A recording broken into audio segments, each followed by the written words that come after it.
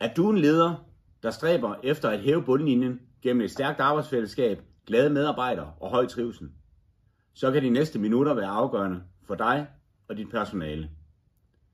Velkommen til AT Consult. Jeg hedder Anders, og jeg er drevet af at skabe højere trivsel på arbejdspladser. Dertil bruger jeg en række profileringer og coachingstrategier.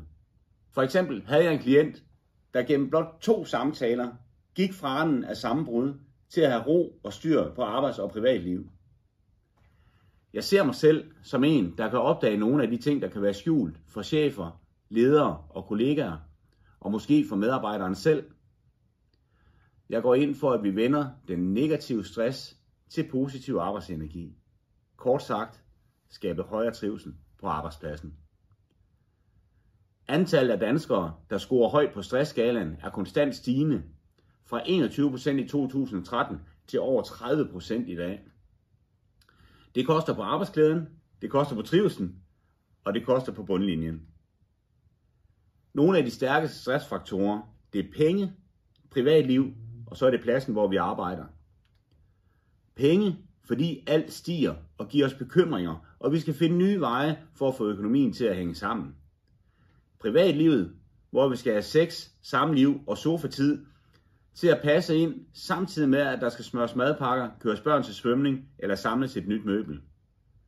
Og endelig, så er der arbejdspladsen, hvor der kan være forandringer, forviklinger eller forventninger.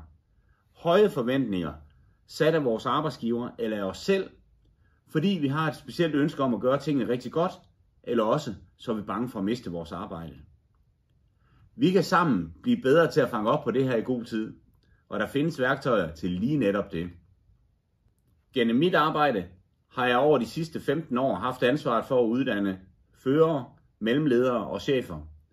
Og det stærkeste værktøj, vi har haft til bedre selvforståelse og udvikling, det har været profilering.